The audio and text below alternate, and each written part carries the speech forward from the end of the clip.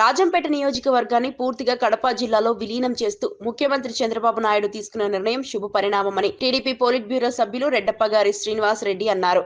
ఒంటిమిట్ట, సిద్ధవటం ప్రాంతాల ప్రజలు మనోభావాలను గౌరవిస్తూ ఈ కీలక నిర్ణయం తీసుకున్నందుకు ఆయన హర్షం వ్యక్తం చేశారు. ఈ సందర్భంగా శ్రీనివాస్ రెడ్డి మాట్లాడుతూ ప్రజల ఆకాంక్షలకు, భౌగోళిక పరిస్థితులకు అనుగుణంగా ముఖ్యమంత్రి 2 అడుగులు ముందుకేసి ఈ నిర్ణయం తీసుకున్నారని చెప్పారు. రాజంపేటను కడప జిల్లాలో కలపడం వల్ల పరిపాలన సౌలభ్యం పెరుగుతుందని, అభివృద్ధి కార్యక్రమాలు వేగంగా అమలయ్యే అవకాశం ఉందని తెలిపారు.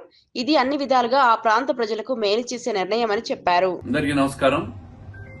ఒంటిమిట్ట, సిద్ధవటం 2 మండలాల ప్రజల అవసరాలు, ఆకాంక్షలు, వాళ్ళ మనోభావాలు, అదేవిధంగా భౌగోళిక పరిస్థితులన్నీ కూడా అర్థం చేసుకుని ముఖ్యమంత్రి గారు ఈరోజు తీసుకున్న నిర్ణయం ఆ ప్రాంత ప్రజలకు చాలా సంతోషాన్ని ఇస్తుంది.